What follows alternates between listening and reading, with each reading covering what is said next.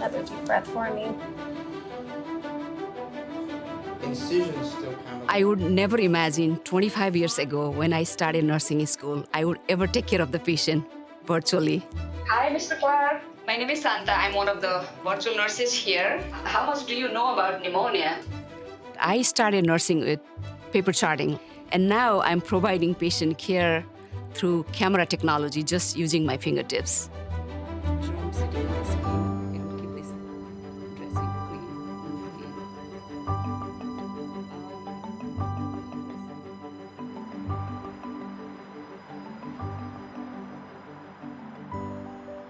I have been a medical surgical nurse at Innova Fairfax Hospital for 16 years.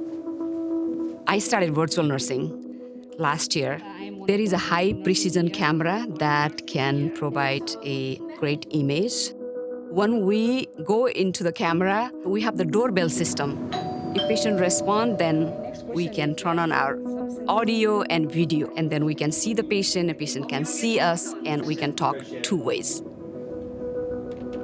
In average, as a virtual nurse, I discharge about 10. Someday it could be 15. You don't need dressing. That time we are saving for bedside nurses. They can spend that time with the patient. Hi, Lauren. This is Luke. He's coming from the cardiac unit. I've been a medical surgical nurse for about a year and a half now. The virtual nurses are more experienced nurses. They have a lot of years under their belt, so they're definitely great advocates for newer nurses. We can go to them and ask them questions, and I feel more supported.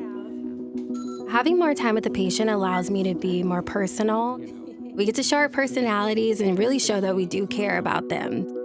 It just seems like it expedites everything. It frees up the nurses to be able to spend more time with the patients. That really is important and what we really want.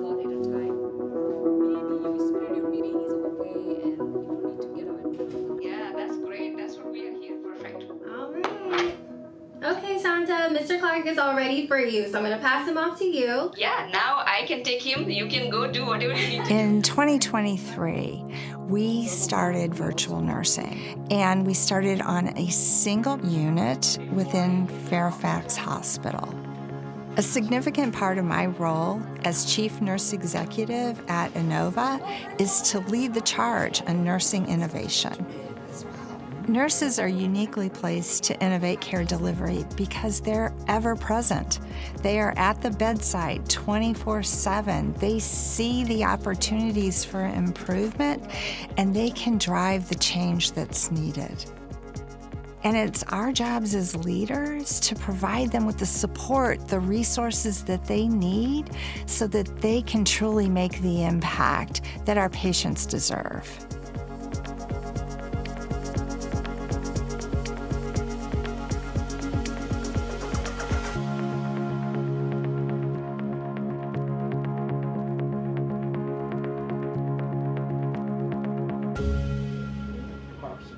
So we gather a group of nurses, leaders, and so many others professionals.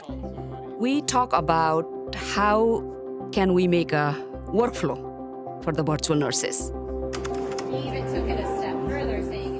Using the IHI methodology for rapid cycle testing, you make small tests of change and you trial things for just a few days and you see if it works. If it works, okay, we keep it. And if it doesn't work, we set that aside and move on to something else. So a pilot that may have historically taken a year to complete, we were able to complete in a much shorter time frame.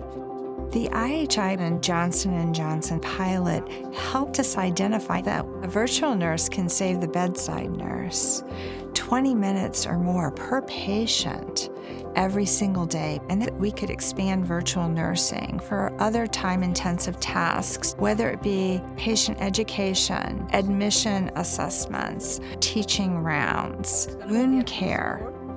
Participation in the IHI pilot program allowed us to be brave, think differently, try out new ideas. To be able to have that expertise, learn the methodology, as well as have access to the coaches. That's an idea that comes out of collaborative environments just like this. I can tell you the results will be enduring.